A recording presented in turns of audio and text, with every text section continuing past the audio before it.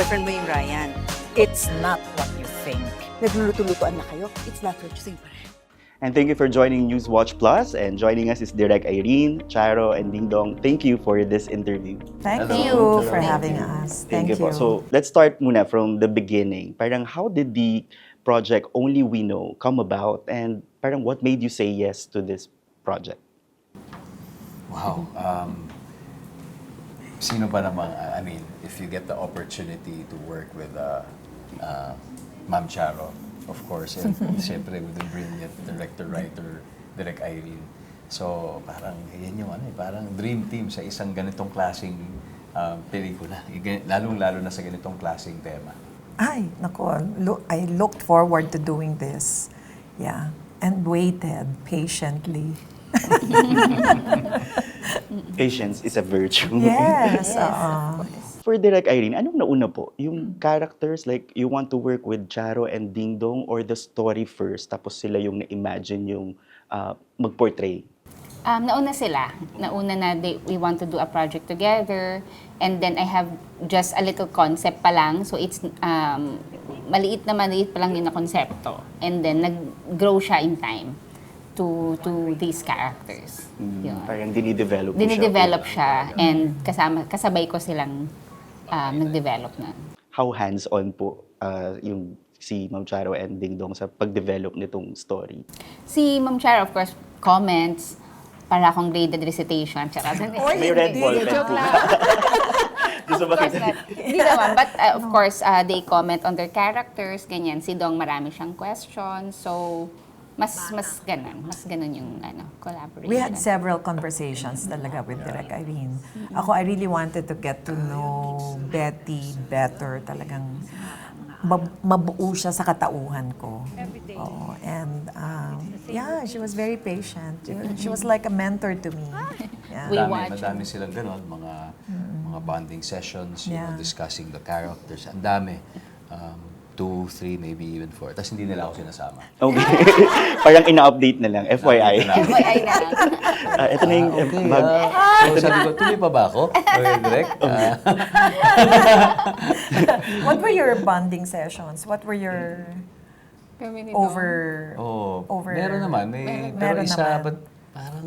Konti lang. Konti lang. Wala, Kami oo. marami. Kami marami. Tapos nalalaman ko na lang na meron na pala silang bonding. Tama naman ako dyan.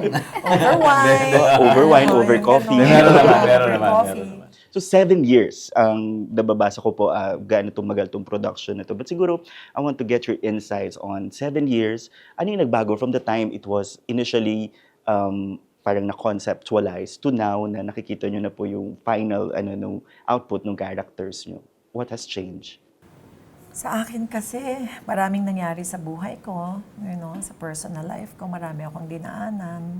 So, nagkaroon ako ng better appreciation of the real meaning of love, of loving deeply. At nadala ko yon sa character ko as Betty. Dami. Sa ating movie landscape, ang dami nagbago.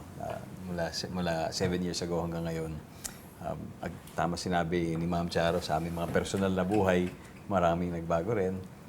Pero siyempre siguro, mas pinakamahalaga doon yung mga pananaw namin sa mundo, diba, at this point. Dahil kung ginawa namin siya 7 years ago, baka iba rin yung naging interpretation namin of the roles.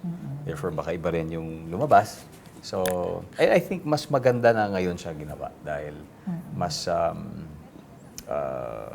iba na yung understanding. Ako, parang, yung medyo love yung topping pa sa love, medyo malalim yun, di ba? Parang, hindi pwedeng basta-basta. Parang chance for us to interview other people, di ba? Yung mga character studies. Yes. For Direk Irene, Only We Know, why now? Why do you think people should see it now? Yung nangyayari kasi sa mundo ngayon, 'di ba? Everything after the pandemic and everything with what's happening with the world. Parang there's a sense of chaos. So, meron tayong sense of where we are. I mean, how are we living in the world right now? Parang meron ganong sense of somehow mayroong hopelessness or merong parang akin ano na lang ako, sarili ko na lang yung intindihin ko or survival ko na lang or my family na lang yung without really actually reaching out to people and because life is tough, ganon. So parang ngayon, with the connection of Betty and Ryan, parang perfect time din siya right now because isa yun sa mga ina-address. It's not just, siguro kung 7 years ago or 3 years ago or kung ano man, parang the first iterations nung kwento ay love, and loneliness. I'm sure everyone's guessing kung ano ba talagang status ni Betty at Ryan based on the trailer and based on the teaser. But it gives parang an impression of exploring the gray areas when it comes to relationships. So I just want to ask both of you, parang do you feel that people are ready for this kind of stories? I think so, because parang outside of labels and definitions, loving is loving. I mean, di ba? And going through the experience of caring deeply for a person is universal. Seeing the person for who he or she is universal, di ba? Loving unconditionally, outside of labels and outside of boundaries. How about you, Dong? Anong tingin mo naman doon on putting labels and exploring the gray areas na yung iba, doon na, yun ang direction? About its timing, minsan kasi iniisip natin, di ba, parang ano bang nauna? Yung napanood mo sa pelikula, yung nangyayari sa totoong buhay. Di ba? Sa tingin ko, hindi mabubuo yung ganitong konsepto at kwento ni Direk Irene kung hindi talaga siya nangyayari sa kapaligiran. So, about the timing, I think yes, because it is happening. Most of the people whom we have spoken to, they have similar situations or similar relationships. So, on that level, parang nagiging representation siya ng mga kwento nila. Kaya yun yung gusto naming bigyan ng justice. Saan ba dito kayo nakaka-relate? Saan ba kayo dito nakaka-connect? Whether labeled relationship man yan or friendship man yan or kung ano man ang gusto nilang tawagin na sila lang nakakaalam, yun ang gusto naming ipahiwatig dito sa pelikula. For Direct Irene, how I don't know if challenging is the term, but how challenging is it to navigate or build the characters of Betty and Ryan during the filming process na? Maraming sa timpla. Maraming beses ako nagpapabasa ng script with my staff and maraming discussions with them. So yeah, it was a delicate balancing yeah. I just want to focus on Betty a bit. Parang kasing based on the trailer, on what we know from what we saw, parang there's grace in sadness kahit or loneliness yung nakikita natin, the way you portray the character. But were there any emotional truths that you have to revisit in actually portraying that character? Pag nagmahal ka, magmahal ka ng todo. Oo. There's nothing halfway about it. And then, huwag kang matakot maging siguro yun ang dinala ko. Huwag kang matakot maging vulnerable, maging totoo sa nararamdaman mo. Yan. Maging vulnerable and maging vulnerable. Minsan yun yung mahirap din po okay kasi. lang masaktan. And you're- Paminsan-minsan. Huwag naman palagi. Huwag naman po palagi. Wisen up though. Yeah. You have to wisen up, yeah. But yeah, pain is part of loving, di ba? That is what makes loving bittersweet. Mas nananamnam mo yung saya kasi merong lungkot. But it's also parang a representation of parang a stage of life. Yung character niyo po, no? Mayroon bang parang pressure or at least parang responsibility in portraying that particular stage in life? Wala na nga eh. Oo, parang when you get your 60s, diba, you're more comfortable with yourself, with who you are. You don't have to give excuses for your decisions. You're more self-assured and confident about what you want in life. So that's also how I approached Betty. And people know that you're a storyteller din po. Talagang in many forms, parang, wow, Mom Charo. Yeah. But I guess the question would be, Yung pag-explore nyo ng role na to, parang nagbigay din po ba ng feeling of going back to your roots? Yung kumbaga may self-discovery din po ba during the entire process of doing Betty? Oo, kasi mas siguro sa puntong ito ng buhay ko, mas kilala ko na yung sarili ko. So, mas hawak ko na yung emosyon ko. At yun ang dinala ko sa portrayal ko as Betty. Okay. How about you, Dong, in Ryan's character? Ano naman po yung mga preparation na ginawa nyo in portraying him? Gaya ng nabanggit ko ay nagka-character study ako sa ibang tao na similar pinagdadaanan kay Ryan. Yung guidance kay Direk, kakaiba talaga yung guidance. As written, malinaw na malinaw. So, parang minimal preparations na lang. Parang nangyayari talaga yung pinaka-exploration doon sa set itself. Especially when when we're there, when we act our parts in the roles. So doon nabubuo talaga yung magic. Meron din pong self-discovery while doing the character of Ryan. Yes. More than self-discovery ay may mga nadadagdag na learnings about, not just about the self, but also about someone else's perspective. Because si Ryan ay ibang tao yan. So parang, ganito pala yan kung i-approach ko ang isang situation this way using the lens of Ryan.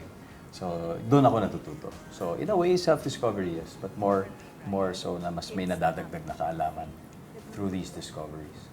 And for men watching Ryan, ano kayang pwede nilang take away in navigating,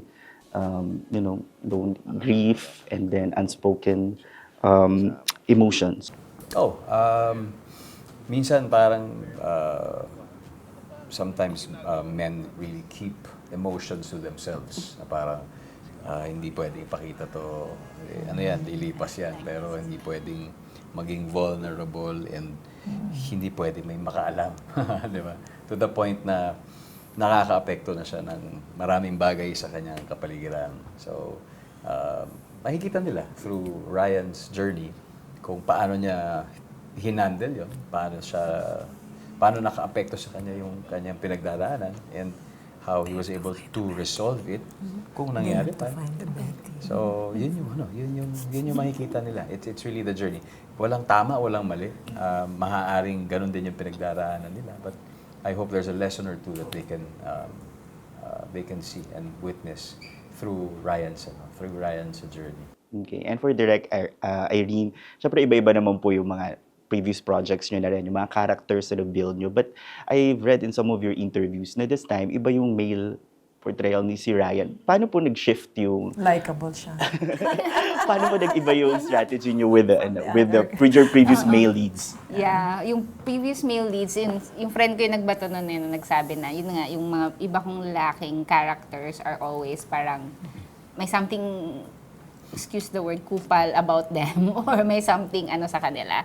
But this one, it's just, Ryan is parang, since baka dahil lost siya, lost yung character ni Ryan and he's currently grieving and ganon.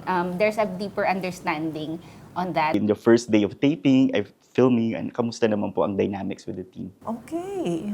First day of filming. Grocery tayo. The grocery. So, hindi masyadong chill na mga eksena. Kasi, syempre, getting to know each other, di ba, our working style, ganyan, having a feel of each other. Yeah. Also with Direk, di ba, working with the both of us. With me, especially, because we've worked with Dingdong many times, no? So, magaan lang. And then, we're very fortunate that Direk shot the film almost chronologically. So, oo. So, sumakay lang kami sa character. Tapos, yung development ng kanilang journey, sinabayan lang namin. Yeah, kasi po nabanggit niyo rin po na parang go with the flow, yung parang nangyari dito sa pag-portray din ni Betty. So parang, was this a different style na ginawa niyo po this time around as compared to your previous projects? Yeah, Direct required very few rehearsals. So we were our most natural selves here, I think. I believe, yeah. So Parang meron siya. lang kaming Oo. system on how to go about. Like, we'll have private rehearsal, meaning kami-kami lang yung mag-uusap about the blocking, what do they feel about the scene, and then, yun, may exploration sa set before. Okay. And to end this interview, siguro na lang po, what should parang people take away from the film? What do you think ang pwede nilang maramdaman after watching the story of Betty and Ryan? Well, there's really something's happening while you're waiting. Isa yun sa mga una kong yan yung nung bata ako meron akong nabasa na ganyan. Yung a friend ko sent me an article and he wrote something about that, about the waiting thing. And dati nag-a-apply lang yun sa love. But right now, after so many years, parang ngayon ko siya na-appreciate na may nangyayari talaga. There's something going on inside you while you're waiting. And I hope that makuha ng audience yung thought na yan, yung experience na yan. Okay, another way of putting it, there are no accidents in this world. Betty and Ryan met at a time when I think they needed each other. And it became a beautiful relationship and both learned something from each other. Dumadating, at kahit sa buhay, no, dumadating yung mga tao sa buhay mo na alam mong tama ang panahon ng pagdating nila. Tama ba yun, Direk? Did I say it right? Yeah. Tama sa kung nasaan kang punto. Oo, yung timing. Parang, so, ganun si Betty at si Ryan. Parang ganun din sa aming tatlo ni Direk. Oo, dumating itong project. Di ba, why not 7 years ago? Why now? So, Timing it's is everything. Timing, Yes. Serendipity. That's Yeah. it. And Dong, Words. Tola, I have nothing else to say. Nasabi na nila ng beautifully yung mga takeaways nila.